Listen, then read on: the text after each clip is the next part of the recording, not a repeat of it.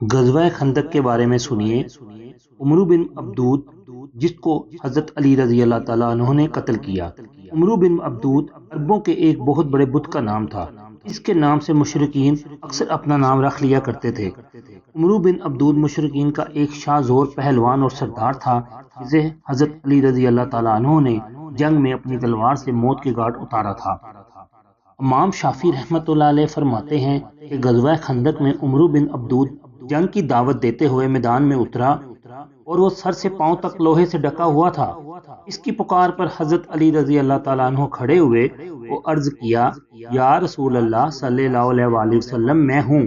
اس کے مقابلے کے لیے آپ صلی اللہ علیہ وآلہ وسلم نے فرمایا، یہ عمرو ہے، بیٹھ جاؤ۔ عمرو نے آواز دی، کیا تمہارے درمیان کوئی مرد نہیں ہے جو میرا مقابلہ کرے؟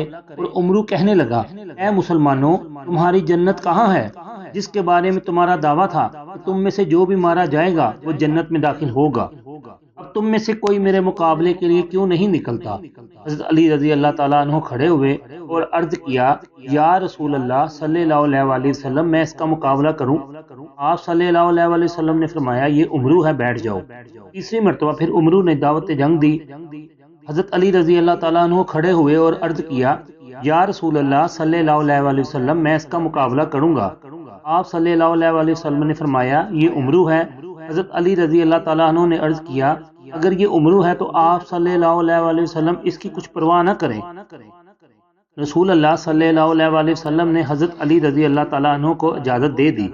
حضرت علی رضی اللہ تعالیٰ عنہ آگے بڑھے، یہاں تک کہ عمرو کے سامنے پہنچ گئے۔ عمرو نے حضرت علی رضی اللہ تعالیٰ عنہ سے کہا، تم کون ہو؟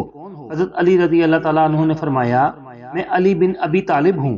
عمرو نے کہا، بھتیجے، مجھے تیری ضرورت نہیں، میں تو تیرے رشتہ داروں میں سے کسی سے لڑنا چاہتا ہوں جو عمر میں تجھ سے زیادہ ہوں۔ میں اس بات کو ناپسند کرتا ہوں کہ میں تیرا خون بہاؤں۔ حضرت علی رضی اللہ تعالیٰ عنہ نے فرمایا، اللہ کی قسم، مجھے تو تیرا خون بہانا برا معلوم نہیں ہوتا۔ عمرو غصہ سے سرخ ہو گیا اور گھوڑے سے اترا اور اس نے تلوار سونت لی جو آگ کے شعلے کی طرح چمک رہی تھی۔ پھر غصہ کی حالت میں حضرت علی رضی اللہ تعالیٰ عنہ کی طرف متوجہ ہوا اور تلوار کا وار کیا۔ حضرت علی رضی اللہ تعالیٰ عنہ نے اس کو اپنی ڈال پر روکا، لیکن وار اس قدر شدید تھا کہ تلوار ڈال کے اندر گھس گئی۔